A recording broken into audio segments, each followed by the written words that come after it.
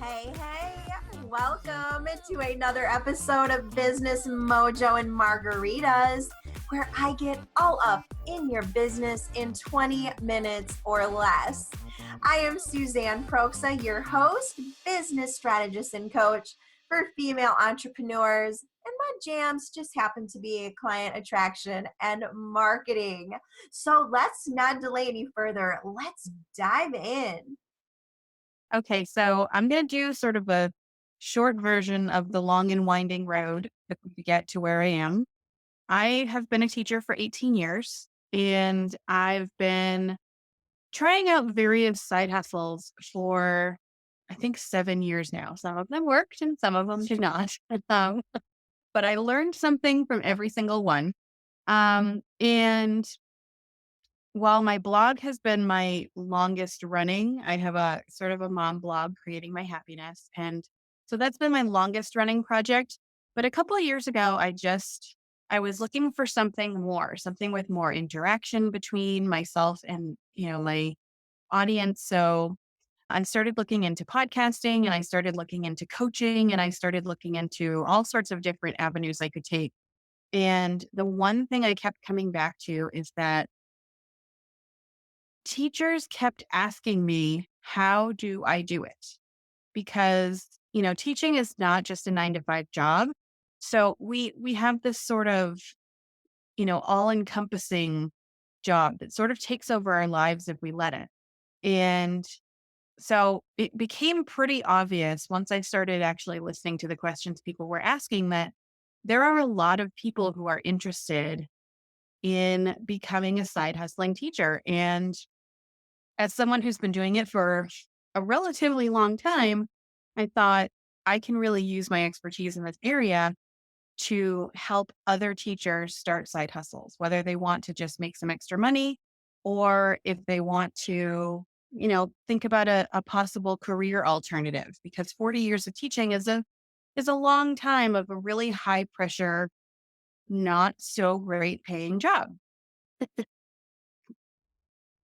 So I came up with Side Hustle Summer Camp last year and it just didn't come together because it sort of the inspiration struck a little bit too late, but I kept thinking about it. I could not let this idea go. And so this year I'm so excited that I finally get to make it happen. So yeah, I'm super excited about that. I mean, what a great idea. That's awesome to make such good use of the summer and help people really build those dreams and add those side hustles that can only enrich. Of course, any of us that let's face it, any of us who are doing anything entrepreneurial, I swear we just keep adding things for that additional thing, just to make us feel fulfilled. So I think that's awesome. So, we both know one of the things that can be problematic, when it comes to starting a side hustle or a business or anything is mindset.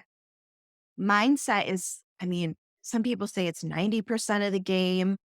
I tend to agree. I think it is a huge chunk because if you've got the knowledge and you've got the expertise, there's this big thing over to the left that is usually what's keeping people from doing the thing. So, what type of mindset issues do you see with women who are thinking about starting a side hustle? Well, the biggest one is guilt. Before I sort of pivoted my niche to teachers, I was working with moms a lot. And, I think it's kind of funny how parallel their issues run is that we feel like anytime we're working on our business, we're not spending time with our family. And as a teacher, we feel like every time we're spending time on our business, we're not spending time on our kids in our classrooms. And there's this sense of, there's only so much of me to go around. And how I've actually heard someone say, how dare I take some of my time and give it to something else?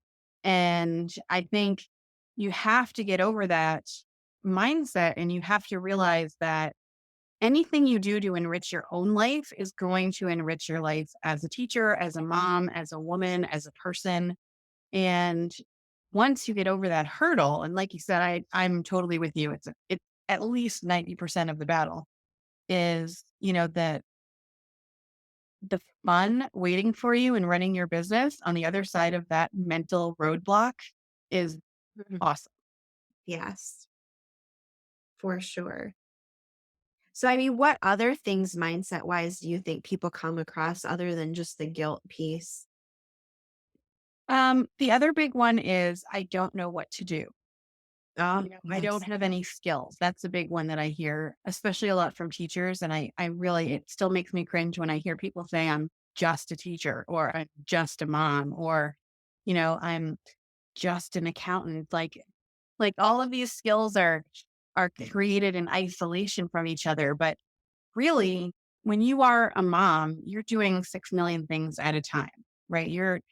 You have a set of skills that you call on every single day to do that. And if you're a teacher, you do the same thing. You have a set of skills that you call upon to be effective in the classroom. So I think one of the biggest things, other than the guilt that I see, would be people trying to get over this sort of box they've painted themselves into. Like, I'm an accountant, or I'm a teacher, or I'm a mom, or, I can only sell MLM products, or I can only do this because that's what they know and what they're comfortable with. But, you know, I love, I love all those quotes that float around that are like, something amazing is laying just outside of your comfort zone. Yes, absolutely.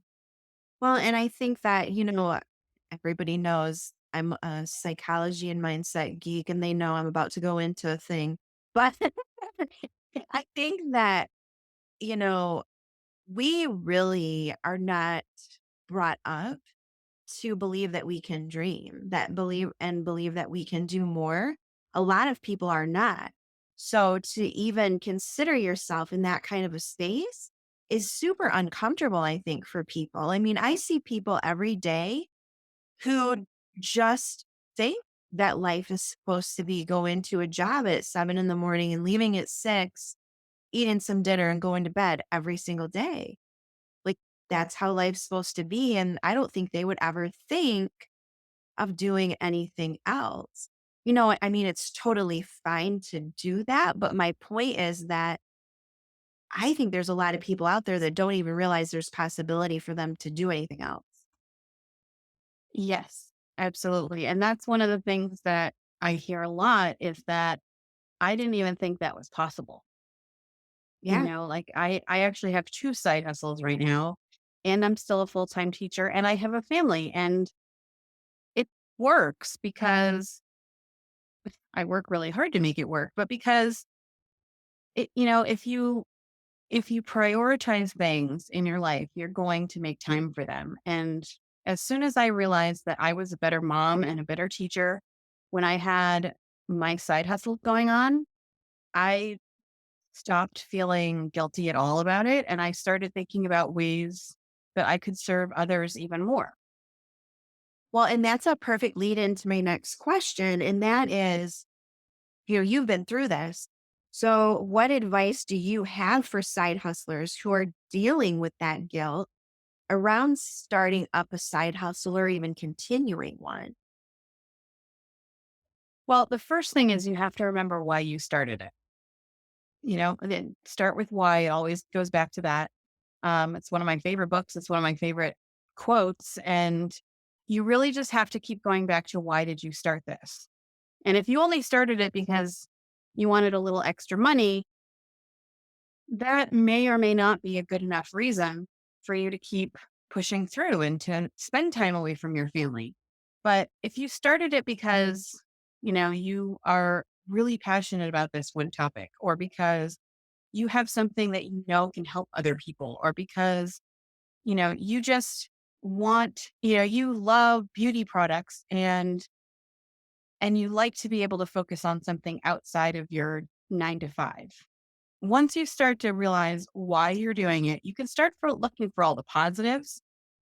My daughter loves to come in and play at my desk, and she loves to write, and she pretends that she's like writing blog posts, and she'll sit there at the microphone and she'll pretend that she's recording a podcast, and she is talking into the microphone telling people something she learned that day. Like, and I think that's an amazing example that she wouldn't have seen if I didn't have my side hustle. So, you have to start looking for the positives in what you're doing. And the other thing is, if you really feel that guilt, and I have had some clients who get to that point where they're just like, oh, I feel like I'm spending all of my free time doing this. Well, then maybe it's time to start looking at, are you actually balancing everything, or are you just hopping from one completely all encompassing job to another? Yeah, definitely. I mean, that is a very good consideration for sure. So, you talked about this, how you've made it work for yourself.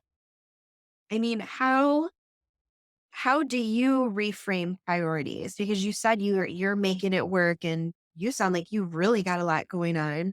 How do you reframe those priorities so that you can balance family and work and the side hustles, I believe plural? Yeah. There's, yeah, we have a lot of balls in the air in our house. But there's a couple of things. First of all, I started thinking about the word priorities a couple of years ago. And, if somebody were to ask me at 3 o'clock on Friday afternoon when I'm leaving work, what is your first priority? Well, my first priority is my family. If they ask me at 6 o'clock on a Monday, my first priority is my family. So I started to think about this idea of priorities in sort of a different light, because overall, our main priorities aren't going to shift, right? But from hour to hour or day to day, the priority of what to use our time for can shift. Because while my family might be my number one priority, I can't spend 100% of my time with them, nor do I think I would want to. If I'm totally honest. Oh, I love honesty. Yeah. I mean, I'm just speaking to all those moms who are home with their kids for like 7 snow days in a row. I think you Oh my totally know what gosh. I'm talking about. For real. Oh my goodness. But the idea is, instead of thinking about what your priorities are in the sense of, this big omnipotent thing, like what is your priority in life? Think about priorities in terms of what is the best use of your time in that moment.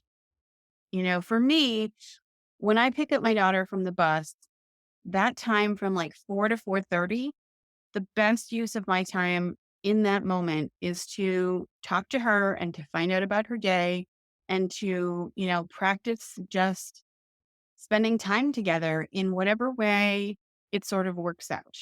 And that for me is my priority from 4 to 4:30. So at 4:30, we might have to shuffle into homework mode, or we might shuffle into, okay, it's time to go off to sports mode. But from that time, that is my priority. And then if she's at sports practice, my priority is not staring at her. My priority is, okay, she is busy now. So what's the best use of my time? Well, I could bring a notebook with me and jot out some ideas. I could bring my cell phone with me and listen to a podcast. There are lots of things I can do with that time that doesn't involve, you know, having to stare at my child while she practices karate.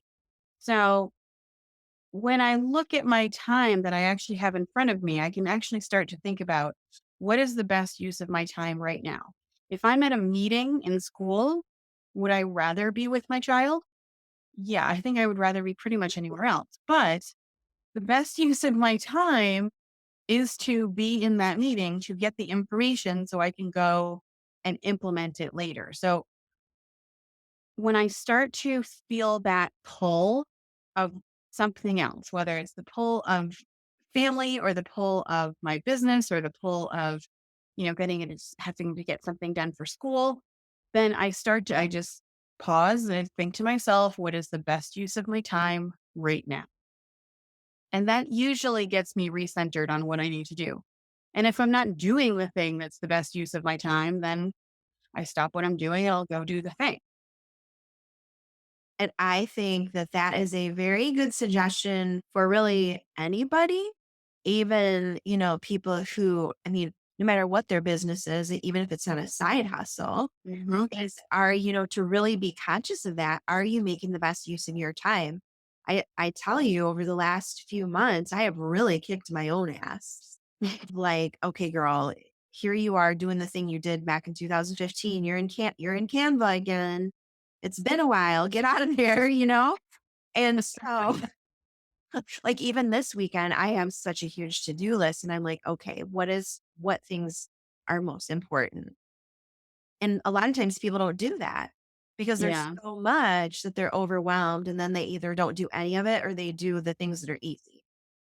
Yeah. And I think that's actually the advantage of being a side hustler is that know how extremely limited your time is for any given thing, that you actually use it more purposefully than someone who is a full-time entrepreneur, can work on their business, anytime, day or night, from their home office. That it's easier, I think, to slip into those comfortable habits of going to Canva or, surfing Facebook or watching Instagram stories. That, when you have this limited amount of time, it almost becomes forced upon you that you have to focus on the most important things or you don't actually have a business.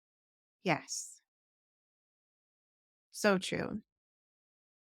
So, Stacy, we are actually beyond our 20 minutes, which is Oh my crazy. gosh, really? We're getting there. Yes. So I want to make sure, was there anything else that you wanted to share with the audience, to encourage them to start those side hustles or even continue if they're feeling frustrated? I think there's two things that I would say to that. If you are a person who is thinking about starting a side hustle, then start to take action on that. Even if it's just joining a couple groups and sort of getting your feet wet. I have a lot of people in my side hustle teachers group who are not sure if they want to do that. They just want to get more information, but start making some sort of action as opposed to just thinking about it. Because, it's never going to happen if you just sit there and think about it. And if you actually start to take a little baby step, put your toe in the water a little bit, then you can make a decision because sitting on the fence is just uncomfortable. So Yes. try and find some ways to make a decision one way or the other. And if you are in a side hustle, just know I know that sometimes it sucks. Preach. Just Now, sometimes it's hard and it feels like you don't know what you're doing it for. But if you can go back to that question of why did I start this? And am I using my time? Because that's normally the biggest thing that I see in my clients for are people who just aren't using their time the most effective way. And that's why they're not making any progress. So, go back to that question. Is this the most effective use of my time at this moment? And if you do those couple of things, you'll start to see progress. that is gold. Write that down, ladies, if you have to on sticky notes. That is gold. Well, thank you so much for sharing today, Stacy. And I know that there will be people out there that want to know how they can reach you. And I don't know if you have a free gift or anything for the audience, but please share with us how we can keep in contact with you. Yeah. Well, the best place to actually interact with me is in my Facebook group, which is called Side Hustle Teachers. It's actually grown like doubled in size over the last week because we were really small to start with, but we're almost at 300 members now. So it's rapidly growing, which is a really heartening thing for me to see. And I love interacting with everybody in there. Thank you so much for listening to another episode. I'm so glad you decided to roll with me yet again. Hey, if you loved it, please give me a rating and some little comments on iTunes. And hey, if you're thinking that working together with my crazy self sounds like a fantastic idea, hunt me down, SuzanneProxa.com. That K is before the S. You can find all of my coaching information, my blog, my courses, all of the things, all right in one spot. And with that, I will see you in the next episode, gorgeous.